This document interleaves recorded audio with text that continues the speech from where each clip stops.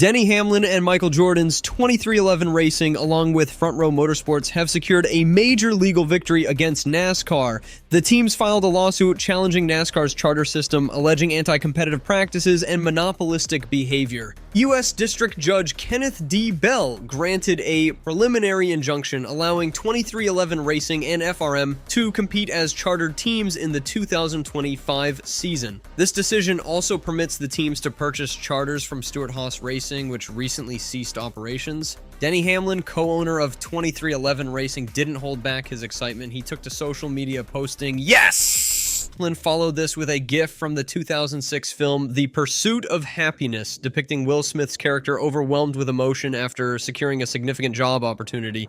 The lawsuit, filed in October 2024, accused NASCAR of unlawful monopolization of premier stock car racing in order to enrich themselves at the expense of the premier stock car racing teams. Initially, the team's request for a temporary injunction was denied. However, they refiled the motion with stronger arguments about the irreparable harm they would face without chartered status in 2025. Jeffrey Kessler, the attorney representing 2311 Racing and Front Row Motorsports, announced the refiling of the motion for a preliminary injunction after the initial request was denied. The case was subsequently transferred to a different judge who granted the appeal without a hearing. This legal battle has far-reaching implications for the teams and their drivers. 2311 Racing's 2025 lineup includes Bubba Wallace, Tyler Reddick, and Riley Herbst. The team plans to field Herbst in the new number 35 Toyota Camry with sponsorship from Monster Energy. Front Row Motorsports plans to field Todd Gilliland, Noah Gragson, and a yet-to-be-named driver. One of the frontrunners for the third seat at FRM is Zane Smith, who was released from Spire Motorsports and the Trackhouse Racing program. The injunction was particularly crucial for 2311 as Tyler Reddick, who finished 4th in the 2024 Cup standings, had an opt-out clause in his contract that would have activated if the team didn't secure a charter for the upcoming season. Similarly, Bubba Wallace had informed the team that he needed to know their plans immediately so he could explore options with other teams if necessary. NASCAR's response to the ruling was swift and forceful. The organization filed an emergency motion for a partial stay of proceedings, claiming potential irreparable harm if the injunction stands. NASCAR argues that the court's decision will effectively force NASCAR into a 7 to 14-year contractual relationship with plaintiffs with respect to these charters, even though plaintiffs have not met multiple required conditions for these charters' assignment. Bob Pockras, Fox Sports' NASCAR reporter, provided additional context to NASCAR's request. NASCAR is asking for the enforcement of the preliminary injunction be delayed pending appeal, except that NASCAR will guarantee entry of 2 cars each from Front Row and 2311 in each 2025 Cup race. They ask to delay SHR charter transfers and other benefits of charter membership. NASCAR also requested a ruling by Friday on its request to delay the enforcement of the injunction, citing the team's indication that they needed to close the deal by December 20th. Furthermore, NASCAR is asking for teams to post a bond, specific amount redacted, to cover any payouts they might have to return if they lose the case. The legal timeline for this case is set to unfold throughout 2025. Key dates include January 8th, 2025, hearing on NASCAR's motion to dismiss and other motions. September 19th, 2025 is the deadline for discovery completion. December 1st, 2025 is the trial date for the antitrust case. The financial stakes in this legal battle are substantial. NASCAR charters are valued between $20 to $25 million each. Bob Jenkins, owner of Front Row Motorsports, revealed that the two teams stood to lose $45 million in combined revenue if forced to compete without charters. This financial pressure underscores the importance of the charter system in NASCAR's current business model. The charter system, introduced in 2016, has been a point of contention among team owners. It guarantees charter holders entry into races, a share of the purse, and other protections. However, critics argue that it limits competition and gives NASCAR too much control over the sport. NASCAR had been operating with 36 chartered teams and 4 open spots since the charter agreement began. Judge Bell's ruling considered the public interest, stating, NASCAR fans and members of the public who may become fans have an interest in watching all the teams compete with their best drivers and most competitive teams. This perspective highlights the broader implications of the case for the sport and its fans. The judge also noted noted here, the public interest strongly favors entry of a limited preliminary injunction in favor of the plaintiffs during the 2025 NASCAR race season, both to give fans of stock car racing the opportunity to watch and root for and against the full slate of teams and to allow plaintiffs' antitrust legal challenges to be considered. Denny Hamlin has been vocal in his criticism of NASCAR's handling of the charter system and negotiations. In a recent interview, Hamlin expressed frustration with the ongoing charter conversations. I say we read stories that it's getting closer and closer. You're always saying, stagnant. How are the fans? Who's telling you it's getting closer and closer? Well, NASCAR. Yes, thank you. Well, of course, they want it to, but the truth is that they keep going the wrong direction.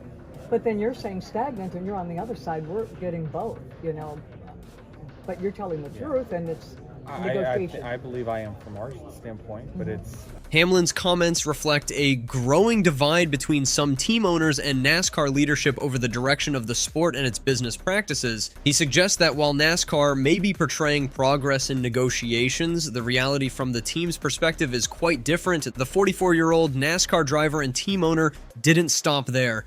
In response to Judge Kenneth Bell's verdict dismissing NASCAR's strategy in the lawsuit, Hamlin posted a one-word message on Instagram.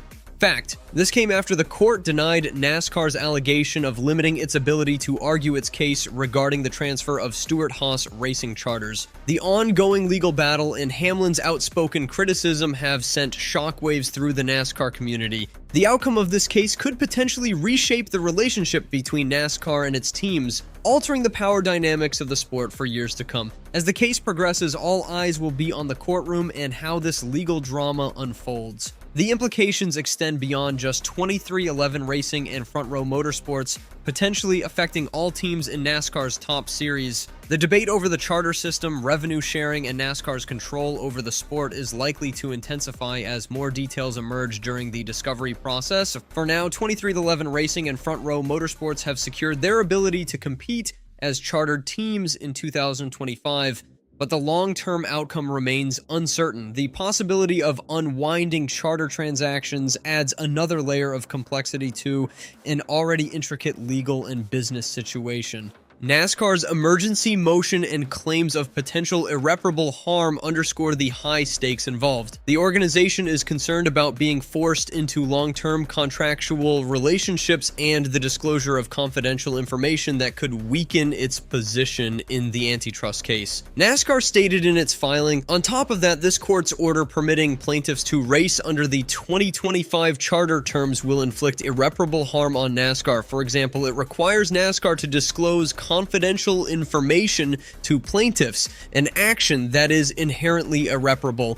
This compromise offer from NASCAR illustrates the organization's attempt to mitigate the impact of the court's ruling while still maintaining some control over the charter transfer process. However, it remains to be seen whether this proposal will satisfy 23XI Racing and Front Row Motorsports, who have fought hard for their current legal victory. The case has also brought attention to the broader issues facing NASCAR. The charter system, introduced to provide stability and value to team owners, has become a contentious topic. Some team owners argue that the current revenue sharing model doesn't adequately compensate them for their investments and risks. In September 2024, 23XI and Front Row refused to sign take it or leave it revenue sharing offers made by NASCAR just 48 hours before the start of the playoffs. This decision led to the current legal battle, with the teams alleging that NASCAR owners are monopolistic bullies.